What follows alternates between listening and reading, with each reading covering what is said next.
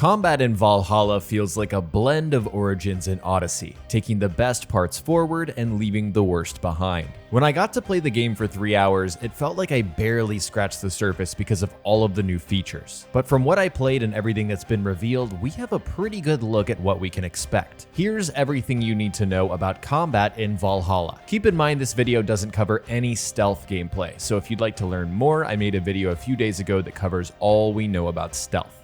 The general combat loop has you building adrenaline and using abilities to deal massive damage, but with the additions of dual wielding and a stamina bar, there's more depth this time around. Ubisoft removed those magical bursts of energy we saw in Odyssey, making Eivor's abilities feel like the result of raw power and skill instead of magic. Stun mechanics, melee finishers, along with the decapitation and blood animations make everything feel more satisfying. I had a blast with the combat from what I played. Let's dive into the specifics. There's a main hand slot and an offhand slot in your inventory, and movesets depend on which weapons you have equipped in each slot. Since Valhalla lets you dual wield any 2 weapons, we have a ton of variety and combinations. I got to play around with 5 different weapon types in my demo: the one-handed bearded axe, the one-handed flail, the two-handed spear, two-handed Dane axe, and one-handed light shield. But of course there are some things I missed. There's one-handed hammers, two-handed greatswords, heavy shields, and the forward gameplay showed us two-handed hammers and one-handed swords. One thing we haven't seen yet is daggers, so it remains to be seen whether we'll have those in Valhalla. Like Origins and Odyssey, there's a light attack button and a heavy attack button for your main hand weapon. But now there's an offhand button which controls your offhand slot, and this varies greatly depending on what you're using. For example, holding LB blocks attacks only if you have a shield equipped, but you could also parry with the shield if you hit that offhand button just before the enemy strikes. It's worth noting that you can parry with offhand weapons too, not just shields. But if you have an axe in that offhand slot and you're dual wielding, that gives you an entirely different moveset with that button. So the combination of light, heavy, and offhand attacks based on your weapon set presents a lot of depth in gameplay.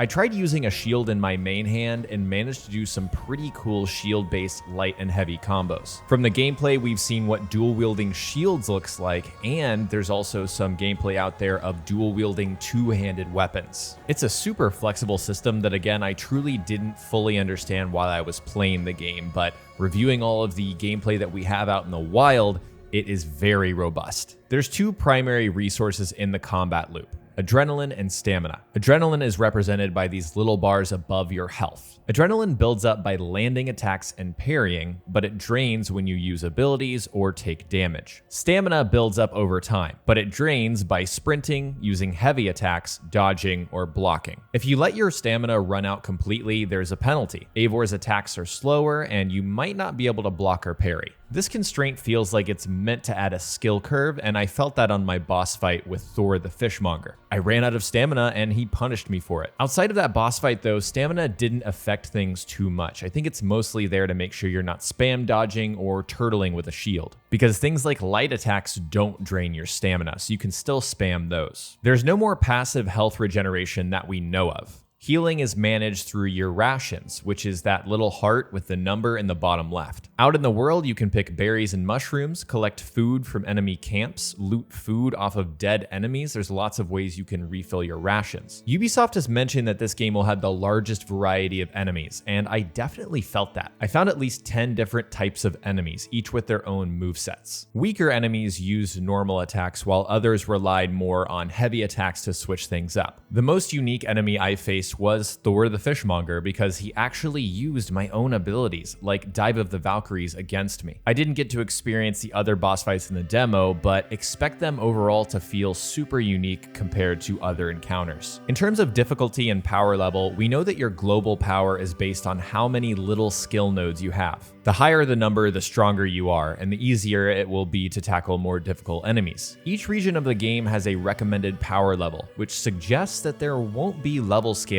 by default in Valhalla. From the new gameplay, we saw a 647 power Eivor, and from looking at the map, the highest region I found was 340. I honestly can't tell you whether the game will feel like easy mode once we reach a certain power level because there's no scaling. It remains to be seen whether level gating will be a problem either. I wasn't able to go into higher level zones in my demo to test it out. Back to combat, let's talk about abilities. These function just like the last few games. Abilities are special moves that cost adrenaline to use. But Valhalla completely detaches abilities from the skill tree, like entirely. They have their own page in the pause menu, and there's no tree to work through in order to unlock these. Instead, you have to find them out in the world through exploring by finding books of knowledge. From what I could tell, these are found in wealth activities, usually requiring me to unlock a door or solve a light puzzle. There are 2 books of knowledge for each ability. The first one unlocks that ability for you to use, and the second one upgrades it. Taking a look first at the melee abilities, we have Rush and Bash, which has you sprinting into enemies to pick them up, and you can throw them off ledges, charge them into other enemies, or slam them into walls and objects for extra damage. Poison Strike applies poison to your main hand weapon, and I couldn't tell whether this is lasting for a certain number of strikes or for a time period. Kick of Tear kicks enemies back. If they hit any other enemies or objects, it causes extra damage. Throwing Axe Fury hurls throwing axes at all enemies in range. It kind of auto-locks onto them. And I was able to upgrade this ability in the demo, which makes every single enemy that gets hit by an axe staggered, so you can use one of the stun finishers to kill them. Dive of the Valkyries lets you leap and crash down, knocking enemies to the ground. I found 6 empty slots in the abilities page. They're those dark circles here, meaning there's a total of 11 melee abilities. In the gameplay, we saw the Viking harpoon, which is not the rope dart, it's a Viking harpoon, which looks like it pulls enemies towards you and you can finish them off perhaps with the upgraded version. There's also this cloak ability icon, but we never get to see it in action, so my guess is that it lets you vanish in combat. There's also an axe ability icon. Again, my guess is it's some powerful melee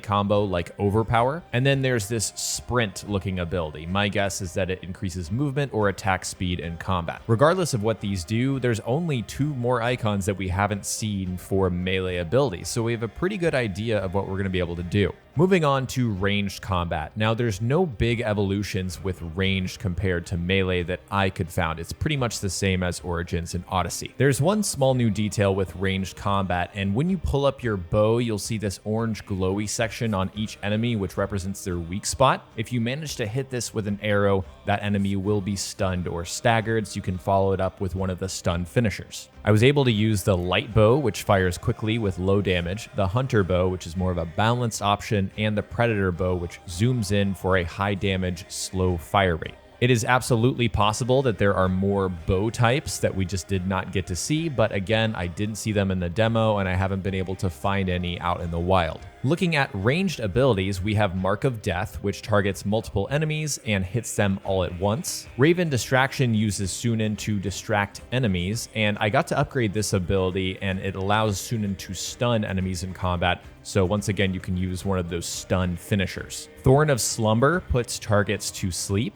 Ranged Poison Strike applies poison to an arrow shot. Just like with the melee abilities, it appears that there's 11 total ranged abilities because I found 7 of these dark empty slots. In the forward gameplay, there's a bunch of ranged ability icons, but we don't get to see them in action. There's a wolf ability, which could summon a wolf companion to fight. There's this swirly shot, and my guess for this one is that it's some kind of berserk arrow. And there's this power shot, which looks most like Devastating Shot from Odyssey. But that still leaves 4 icons and abilities that we haven't seen yet. It makes me wonder though about flaming arrows, because we see gameplay of them when Eivor is shooting these roofs to light them on fire. But in the bottom left, there's no associated ability. It looks like an arrow on fire. So I'm thinking maybe we have to manually light our torches on fire in order to do this. Outside of movesets and abilities, there's another layer to combat in the form of skills. Ubisoft refers to this in their forward gameplay when they talk about the stun system, which lets you perform special moves only when enemies are stunned or staggered.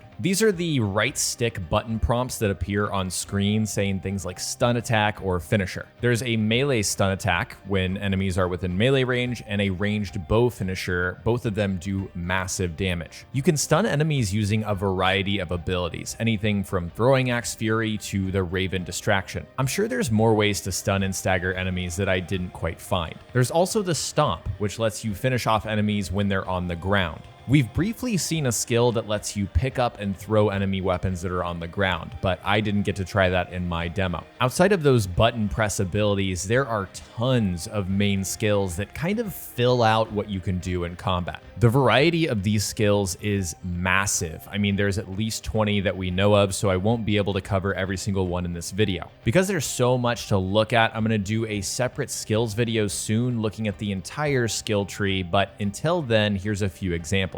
Dual swap lets you switch your main hand and offhand weapons mid-fight. Sprint attack adds a new move when you're sprinting into an attack. Brush with death slows down time if you dodge right before an enemy attack. It's worth mentioning within the skill tree, there are hundreds of little nodes that give you very broad or very specific bonuses in combat. I think this is what Ubisoft meant when they described the skill tree as more granular this time around. You can invest in broad upgrades like increasing all melee damage across the board, or you can go very specific like increasing damage only for your spears. The variety here is insane, and I found over 20 different node types, which blows my mind considering we've seen less than 20% of this entire skill web tree. Unfortunately, I feel like I've confirmed that the tool wheel doesn't factor into combat. This is something that I hoped for when I heard that the tool wheel was going to return, but from what I played, there are no tools to use in combat outside of the whistle and the cloak for stealth. No bombs, no mines, nothing like being able to throw money to distract citizens. That stuff is something I thought might return, but it's not going to from what I can tell. Origins had like a dedicated tool button that you could use to scroll through your tools, and then Odyssey pretty much got rid of them. So I'm leaning towards thinking it looks like they're going with the Odyssey route of not having tools in combat. That is everything we know for now on combat, and I'm positive we'll learn more about combat before Valhalla comes out in November. So make sure to subscribe so you don't miss it. I'm working on similar videos for skills, exploration, and a direct comparison between Origins, Odyssey, and Valhalla, so stay tuned. For the rest of the video, enjoy some unedited combat footage from various parts of my experience.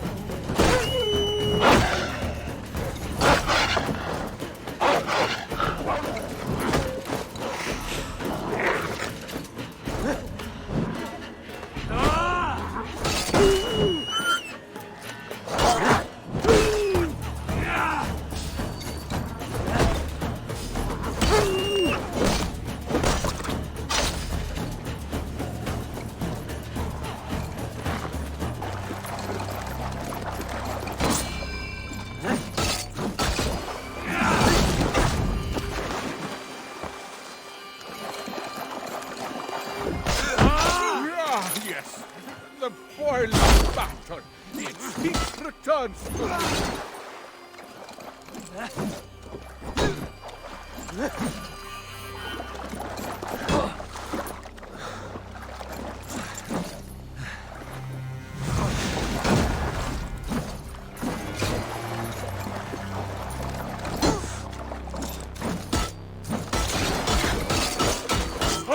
Son, a true slinger can win a battle with a big horse stone.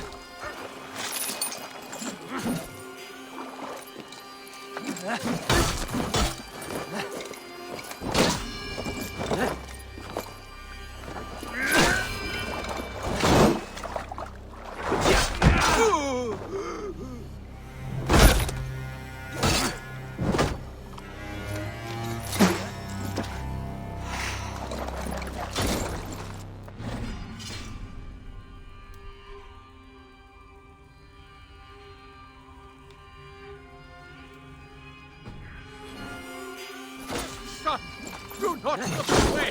My end is near!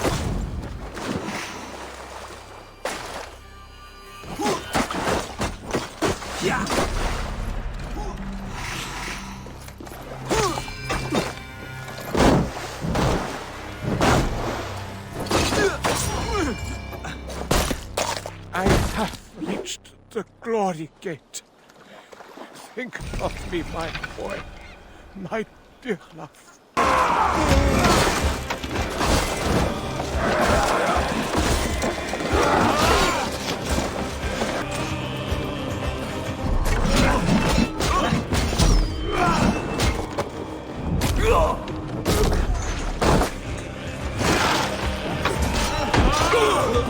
I'll finish it.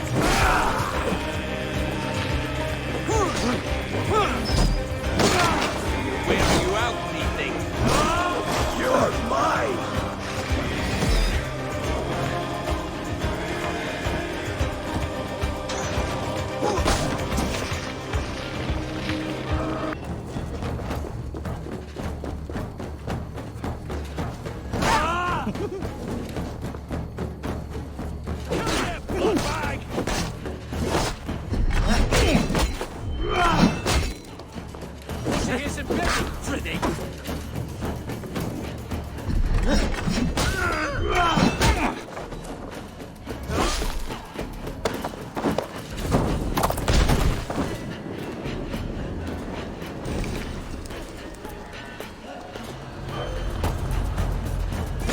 Let's finish it quickly!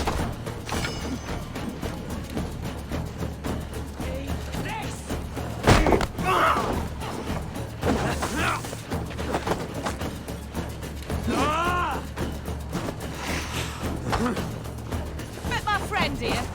You'll go up in smoke!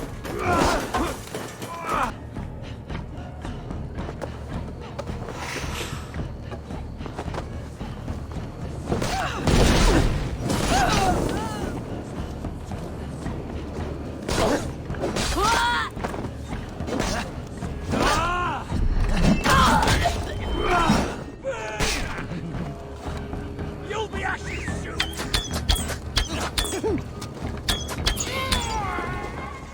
Big thanks to my patrons Bill, Grass, Casey, John, Kamal, Patrick, Spyro, Tom, Jackie, and Level 42. If you didn't know, I have a Patreon where you can support me further in exchange for exclusive updates and behind the scenes content. Check out the link in the description for more information. Thank you so much for watching, and I'll talk to you next time.